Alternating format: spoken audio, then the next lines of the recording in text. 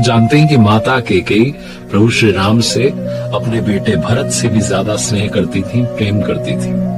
माता कैकेयी से सीखने वाली वो 5 बड़ी बातें कौन सी हैं, आपको बताने जा रहा हूं। आप देख रहे हैं लर्निंग सीरीज सीखोगे नहीं तो जीतोगे कैसे। मैं आरजे कार्तिक आपका स्वागत करता हूं। आइए बात करते हैं उन 5 बड़ी लर्निंग्स की जो हमें मां कैकेयी से मिलती है। सबसे पहली सीख, सबसे पहली लर्निंग जो माता कैकेयी की जीवन यात्रा हमें सिखाती है कि हरी इच्छा ही सबसे बड़ी इच्छा होती है।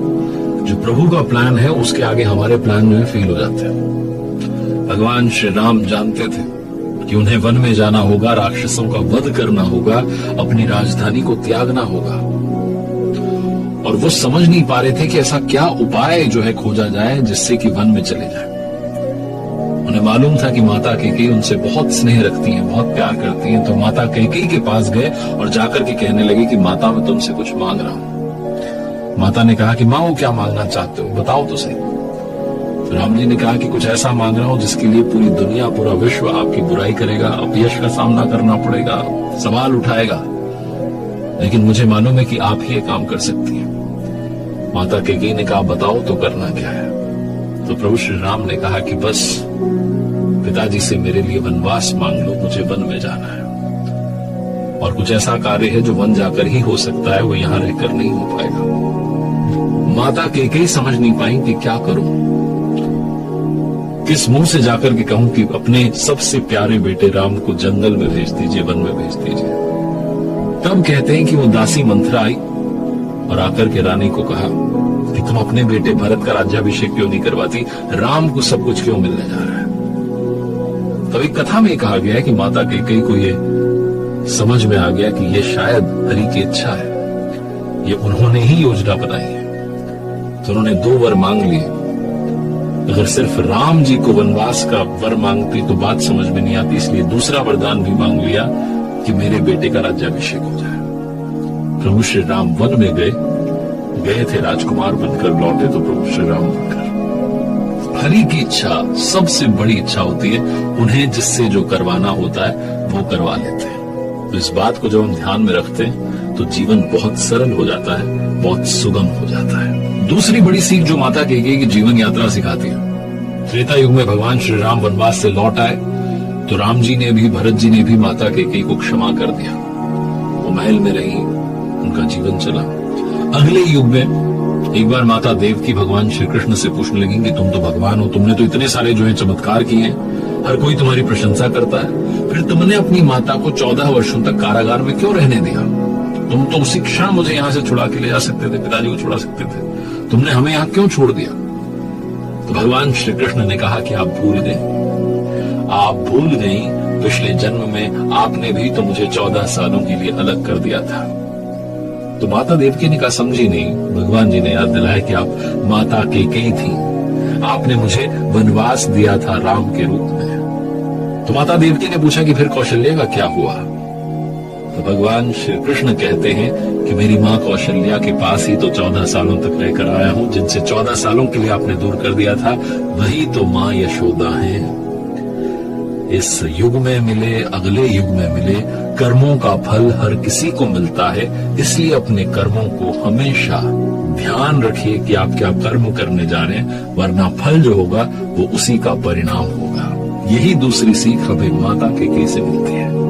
तीसरी सीख जो माता कैकेयी की जीवन यात्रा सिखाती है कि जीवन में हमेशा वीर होना चाहिए, बहादुर होना चाहिए। देवासुर संग्राम में राजा दशरथ इंद्रदेव की मदद के लिए देवलोक की तरफ चल पड़े, और कहते हैं कि वो जो संग्राम था बड़ा भीषण था।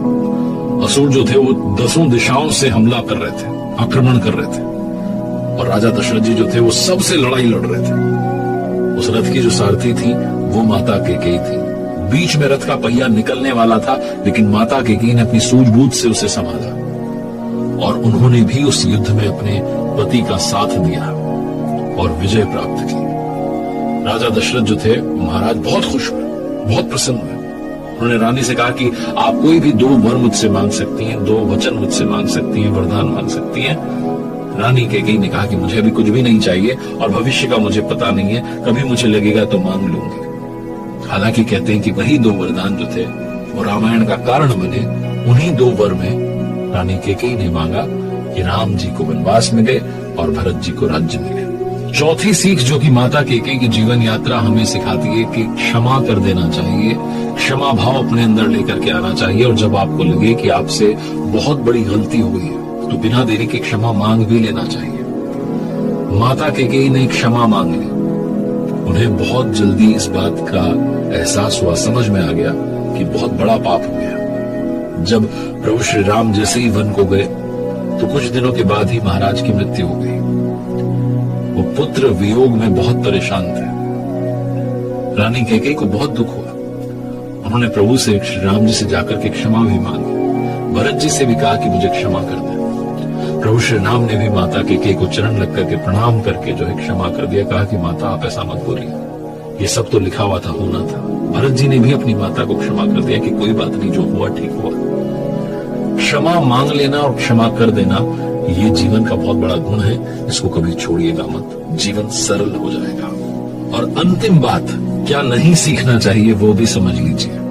माता कैकेयी से मत सीखो कि कान के कच्चे बन जाओ। कोई कुछ भी कहे आप उस पर यकीन कर लें, बिलीव कर लें, विश्वास कर लें और अपना ही नुकसान कर बैठे।